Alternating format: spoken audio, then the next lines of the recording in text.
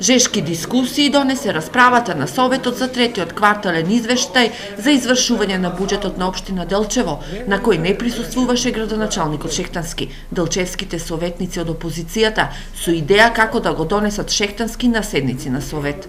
Јас ве замолувам еднаш за секогаш да успеете да се надминете самите себе, еднаш за секој пат да му покажете на градоначалникот и вие дека тој денеска треба да биде тук. Како што во општина Македонски Брод, општина Демирки, и во некои други, собрале храброст, советниците и од позицијата и опозицијата едногласно да не ги усвојат овие квартални извештаи, затоа што и таму имало обиди градоначалникот да биде над сите. Убава прилика, нека биде тоа еден сигнал и ве замолувам овој квартален извештај да не го усвоиме. За советниците од опозицијата и третиот квартален извештај покажа дека буџетот не е развен, туку е жален. Сметам дека од 290 милиона буџетот генерален, ако извадиме некаде околу 180-190 милиона и да немаме градоначалник, ние ќе имаме 60% реализација. За 9 месеци, попластично кажано, тоа е реализација од 13% и сега ни остануваат 3 месеци, односно последниот четвртиот квартал, да се реализираат 87% од тие капитални расходи.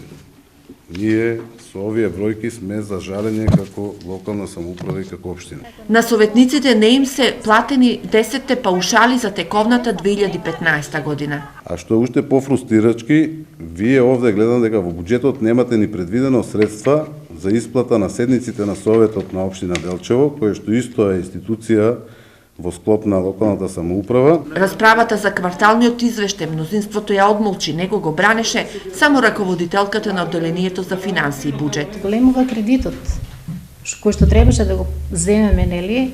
Меѓутоа, дел од него само очекуваме до крајот на годината, тоа ќе го видите во ребалансот.